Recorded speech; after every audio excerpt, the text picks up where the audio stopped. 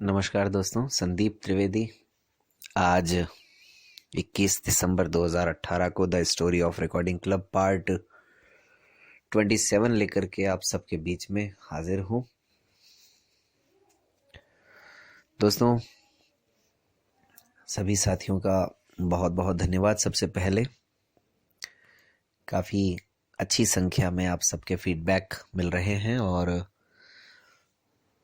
Recording club की कहानी को हमारे साथी पसंद कर रहे हैं, उसके लिए बहुत बहुत धन्यवाद।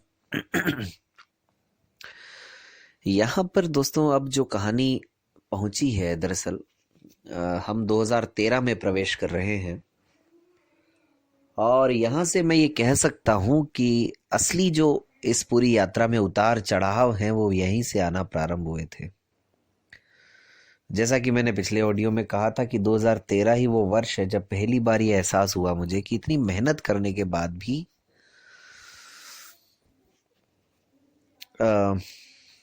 लाभ कुछ और लोग उठाने का प्रयास कर रहे थे। खैर, वो आगे बताऊंगा, लेकिन आज मुझे एक छोटी सी बात याद आ गई और उस बात का महत्व जो है वो रिकॉर्डिंग के काम से ही है। और वो बात ये कि किन किन परिस्थितियों में, कैसी कैसी परिस्थितियों में दोस्तों आज रिकॉर्डिंग क्लब को यहाँ तक पहुँचाने के लिए रिकॉर्डिंग का काम किया गया। किन किन परिस्थितियों में, वो बड़ा महत्वपूर्ण है। और ये जानना इसलिए भी महत्वपूर्ण है कि ताकि बाद में जब ये बात आप सबके सामने आए कि फिर किस प्रकार लोगों ने इस पूरे काम को समझने की बजाय अपना उल्लू सीधा करने का काम किया। खैर, तो 2012 में दोस्तों एक एग्ज़ाम हुआ था जो राजस्थान में RAS, राजस्थान एडमिनिस्ट्रेटिव सर्विसेज के नाम से जाना जाता है। जून 2012 में वो एग्ज़ाम हुआ था। मैं भी उसमें अपीयर हुआ था। उस समय तक काफ़ी जोश हुआ करता था पढ़ने का, एग्ज़ाम देने का। एग्ज़ाम तो कोई ना कोई आज भी देते रहते हैं, लेकिन अब वो स्थिति रही नहीं। ना तो पढ़ाई होती है, ना एग्ज़ाम देने का उतना जोश रहता है। कहीं ना कहीं मेरे भी मन में ये था कि चलो इस एग्ज़ाम को दिया जाए और कोशिश की जाए कि इसमें सफलता मिले। लेकिन दुर्भाग्य से मैंने एक अपने ऑडियो में कहा था कि ना मैं अच्छा विद्यार्थी बन सका, ना मैं अच्छा बेटा बन सका। तो वो कहने के पीछे कहीं ना कहीं कारण यही था कि मुझे अपने आप से जो उम्मीदें थी उस पर तो मैं खरा उतरा, लेकिन मुझसे लोगों को जो उम्मीदें थी उन पर मैं खरा नहीं उतरा। तो इसलिए मैंने ये कहा था, मतलब लोगों से मेरा मतलब है मेरे परिवार के लोगों को जो मुझसे उम्मीदें थी उस पर मैं खरा नहीं उतरा। और इस बात का मलाल मुझे हमेशा रहेगा जब तक कि वो लोग या कोई ऐसे संकेत उनकी तरफ से ना मिले, तब तक इस बात का मलाल तो रहेगा। हाँ, मैं लेकिन अपने आप से बिल्कुल संतुष्ट हूँ, पूरी तरह से संतुष्ट हूँ। तो उस एग्ज़ाम में मेरा सिलेक्शन भी हो गया, बहुत सारे साथियों का हुआ था। तो उसकी मुख्य परीक्षा थी दोस्तों 2013 में। ये भूमिका थी छोटी सी, लेकिन अब उसकी जो प्रारंभिक हो गई, प्री एग्जाम हो गया। मेंस जो था वो 2013 में था और वो जहां तक मुझे याद आता है 30 मई 2013 को शुरू हुआ होगा वो एग्जाम। तब मेरी बेटी छोटी थी, 4-5 महीने की थी। मेरी वाइफ उसको छोड़ नहीं सकती थी और जो रिकॉर्डिंग का काम उस समय कर रही थी जयवंती मैडम, जो आज भी कर रही है मुख्य रूप से,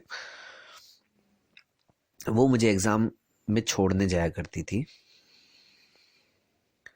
और एग्ज़ाम सेंटर थोड़ा सा दूर था, लगभग 40-45 मिनट का समय लगता था मेरे घर से। तो कुल मिलाकर के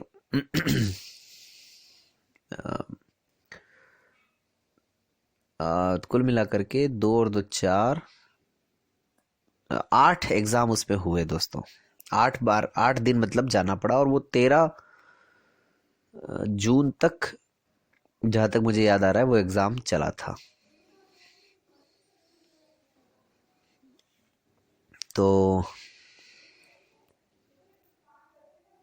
शुरू से हम लोगों का ये उद्देश्य रहा है कि मिनिमम रिसोर्सेस मैक्सिमम वर्क। उस समय भी किताबों का बर्डन बहुत ज़्यादा था, रिकॉर्डिंग करनी थी, किताबें काफ़ी आई हुई थी, तो काम निपटाना था।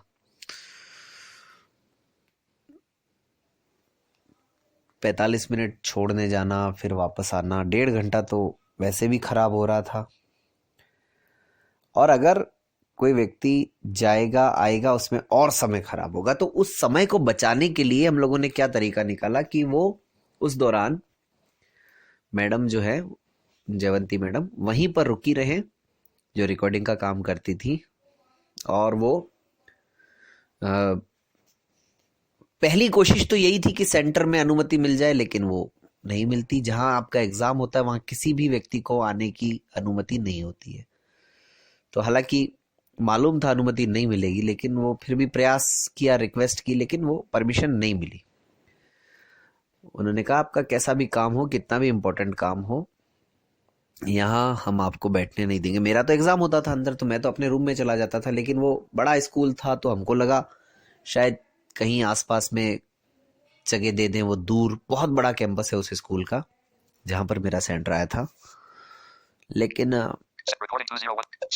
ऐसा हुआ नहीं। फिर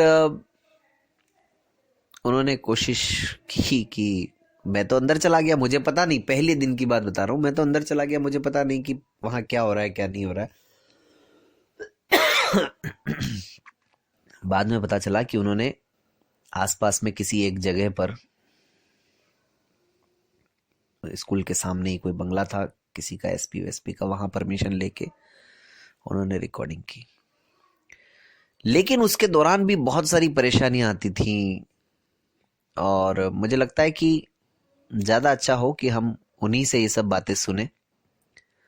अब तक की जो यात्रा रही है वो भी, और किस किस तरह की मुश्किलें उसमें आती थी।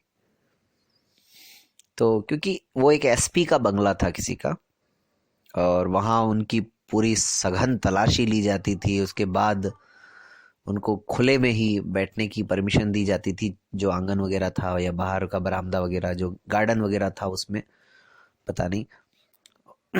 और वहां बैठ करके सॉरी दोस्तों, वहां बैठ करके वो रिकॉर्डिंग का काम करती थी। जितनी देर मेरा एग्जाम चलता था, मेरा एग्जाम चलता था 4 घंटे, 3 घंटे का टाइम था, और 1 घंटा एक्स्ट्रा मिलता था। तब आप देखिए कि समर्पण भाव की हद क्या हो सकती है। ये बात सही है कि उनको रिकॉर्डिंग करने के लिए थोड़ा बहुत चार्ज दिया जाता था, रुपए दिए जाते थे, रोटरी क्लब जिसके अंतर्गत ये काम हो रहा था उनकी तरफ से। लेकिन मेरा मानना है दोस्तों, पैसे देने के बावजूद भी इतने समर्पण भाव के साथ काम कर पाना बहुत कम लोगों में ये बात होती है। तो ये एक ऐसी घटना थी जिसने मतलब बड़ा प्रभावित किया मुझे। और चूंकि मैं खुद उन व्यक्तियों में से हूं जिनको रिकॉर्डिंग अगर पढ़ाई में, मतलब अगर बुक्स वगैरह रिकॉर्डेड फॉर्म में मिल जाए तो कितना लाभ हो सकता है, इस बात का अनुभव है हमें। और फिर ये सब काम करने वाला व्यक्ति आपके आसपास ही हो तो फिर और अच्छा लगता है। एक एक मतलब गर्व होता है कि हाँ, ऐसे लोग भी आज काम करने के लिए हम सबके लिए तैयार हैं। तो मैं दोस्तों आने वाले जो अब नेक्स्ट ऑडियो आएगा उसमें उन्हीं से बातचीत करूंगा अब तक की पूरी यात्रा पर, और ये जो घटना अभी मैंने जिक्र किया जिसका, उसमें किस किस तरह के चैलेंज उनके सामने आते थे, किस किस तरह की मुश्किलें उनको पेश आती थी, और क्या महसूस उनको होता था, क्या अनुभव उनका रहा। और फिर उसके बाद वो घटना आएगी जिसके बारे में मैंने ये कहा था कि मेहनत हम लोग ने की, सब किया, लेकिन लाभ कोई और उठा रहा था। तो ये सब आपको 1-2 ऑडियो तक और वेट करना पड़ेगा। तो फिर मिलते हैं दोस्तों किसी और ऑडियो में। बहुत बहुत धन्यवाद।